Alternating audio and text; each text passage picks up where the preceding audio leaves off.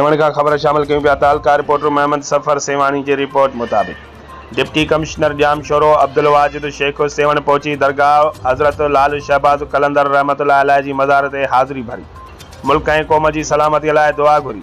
DC जाम sorrow दरगाह जे security ऐं ॿियनि इंतज़ामनि जो पिणु जाइज़ो वरितो। उन मौक़े ते DC जाम शोरो चयो त सेवण हज़रत लाल शहबाज कलंदर अलैह जी मज़ार ते हाज़िरी भरे मूंखे दिली सुकून मिलियो आहे। जॾहिं त मूंखे ज़िले जाम शोरो में मुक़ररु थींदे हिकु हफ़्तो थियो आहे। मुंहिंजे अचण जो मक़सदु हिते जे मसइलनि जो जाइज़ो वठणु आहे। हुन वधीक चयो त सेवण में जेका बि अवामी मसइला आहिनि उन्हनि खे लाॻापियल अमलदारनि सां गॾिजाणियूं कोठाए तरजीह बुनियादनि ते हल कयो वेंदो। जॾहिं त उन समय अवाम खे बि घुरिजे त सरकारी अमलदारनि सां सहकार कनि त जीअं मुतहद थी अवामी भलाईअ वारनि कम खे अॻिते वधाए सघिजे। हुन चयो त बरसाति ऐं ॿोॾि कारण जेके बि घर ड्रही पिया आहिनि उन्हनि खे ठाहिराइण लाइ सिंध हुकूमत पारां थरदीप जे सहकार सां 75,000 रुपयनि जी किस्त जारी कई पई वञे।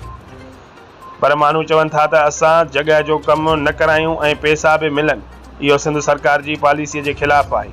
बैदि में डिप्टी कमिश्नर जाम शोरो अब्दुल वाजिद शेख मंशर ढंढ जे बंदनि जी सूरत हाल जो पिणु जाइज़ो वरितो। उन मौक़े ते assistant commissioner Sehwan Muhammad Iqbal Jandan, XEN Shahbaz, irrigation Sehwan मुख्तियारकार सेवण, अब्दुल हमीद मज़हर पंवर समेत ॿिया लाॻापियल अमलदार पिणु मौजूदु आहे।